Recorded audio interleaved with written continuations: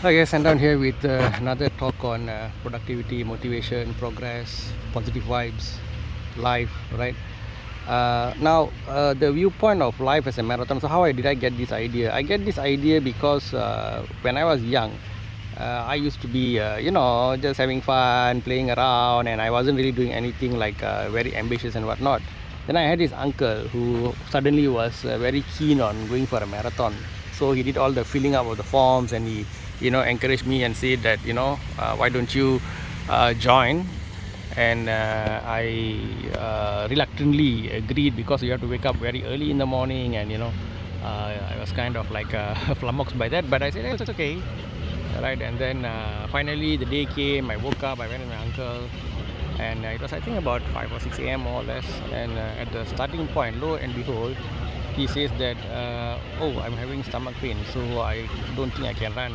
Do you want to go? I'm like, I came all the way. Never mind, uncle, I will go. And then I just started running and running and running, and I was not any expert or anything, but I just kept pace. And then somehow it was, you by right technically you can call it a marathon. It's about, I think, 10 kilometers long. Okay, maybe it's a quarter marathon or whatever it is, but I finished it, and I was quite proud. By about, I don't know, 8 in the morning or whatever it is, I finished the race. And then I took a break, tired and all that, and I came back home. And then I thought it's ironic that the person who sort of made all the preparation for the marathon ended up not running, and I just ended up going into the race. So irony is a big part of life.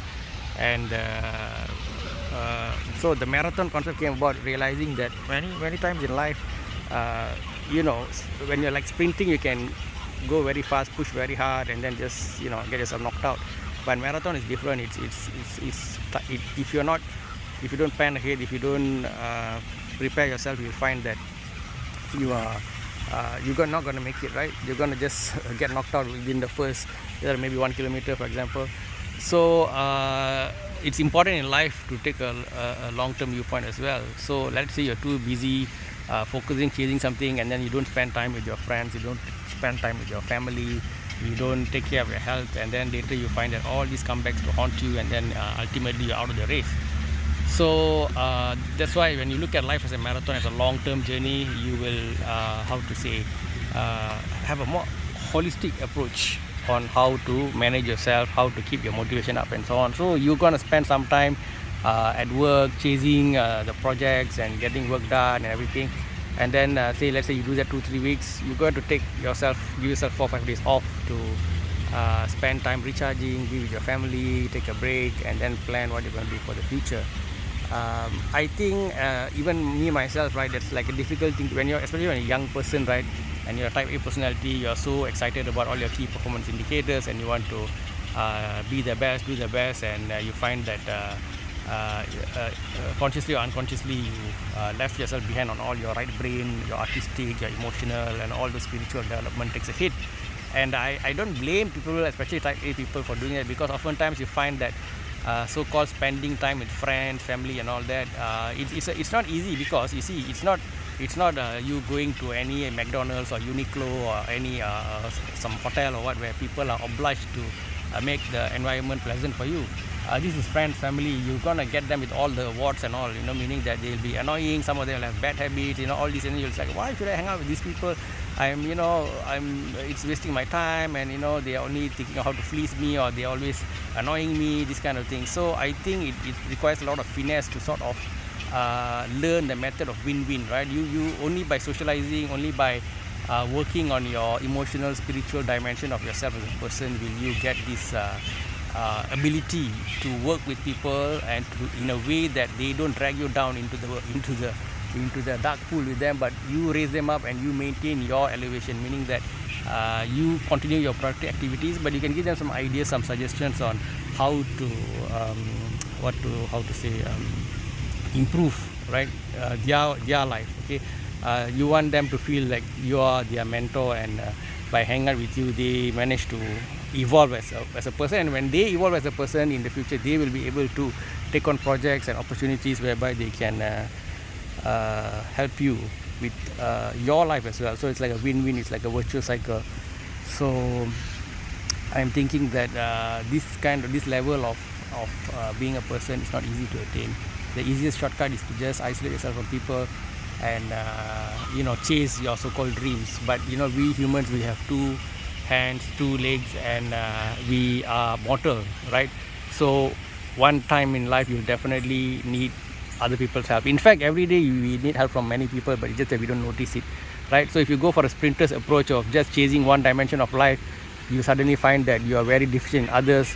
It's like a country, let's say you throw all your money into defense. I don't know who, North Korea maybe, I don't know, certain other countries where they just put all their money in defense and then your other dimensions get affected. Okay, so I would encourage people, just sharing my experience in life, I would encourage people to allocate some time for all these other dimensions. And your worries are not, I would not disregard your worries, because let's say you hang out with some of your relatives or friends who are troublemakers and who don't do anything good in life. It's very easy for you to fall into their level of thinking or their style. So the challenge for you here is that you allocate some time, but you are very alert. You have to be hyper alert, in fact, compared to normal times, in a way that they slowly, they don't look at you in jealousy or hatred. Don't go and you got your new I don't know, Gucci belt or Gucci shoe, and then your new whatever Porsche and all, then you just go and like flaunt it at them.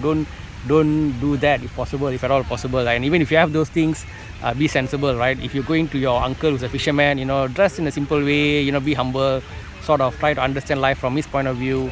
And you should try to listen a lot. And if you feel genuinely there are certain dimensions of his life that you can contribute positively in, definitely do that. Maybe, I don't know, maybe he needs a second fishing boat, and that will enable to him to fish more and get more profits, for example. Then you can sort of see how it can be done. Maybe you don't have to give him money, you can help him find suitable bank loans and so on, if you have that capacity, for example. And then on the same hand, you can also use his boat, and tell him, uncle, I want to use your boat, I want to go fishing, for your own entertainment. You take a break from work, and so this is like a nice win-win deal. He's happy that his nephew who visited him once in a while, give him some advice financially, and you are happy because you took a break, you went to the sea or the river and you caught some fish, and maybe you even can bring some friends along. So this kind of thinking, this kind of evolving into this kind of a social human and holistically growing human is what it's all about. So I think I'm on this journey, and I would like to invite you in too. And I hope that this viewpoint of life as a marathon, as a more slow, not say slow, a more measured pace of journey to achieve longer distances would be of use to you. Maybe you can share your viewpoint on life as well. And you can also see my video on my viewpoint of life as a test. Okay, that's one dimension, and today here is my talk on life as a marathon. So I think these kind of things can be a bit of a boost for us. Some days we are down, we sit and listen to someone talking, maybe in the radio, in the internet, maybe in a book, and that can be a kind of a tonic for us, right? A kind of tonic for us when we are down, when we are up. Relationships are sometimes like stock markets also. Sometimes it's all going swell, great, but sometimes you find that you have nobody around you at that time, and you feel very down.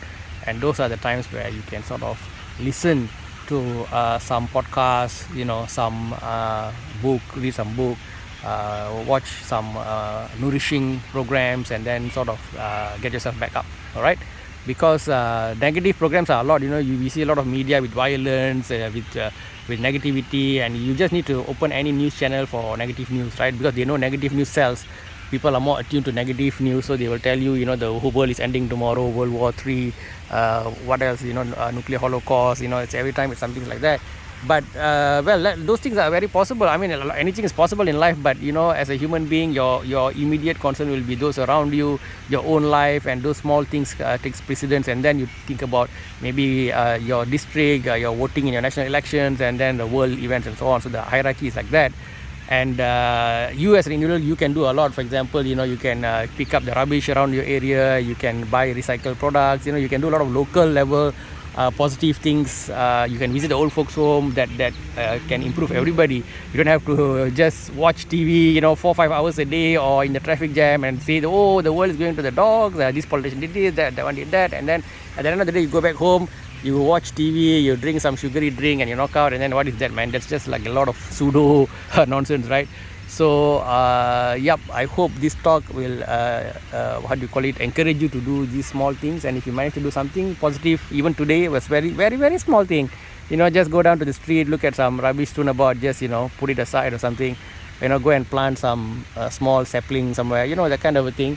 If you manage to do something after listening to the video, do share. It'll make me very happy. Okay guys, take care. Thank you. Bye bye.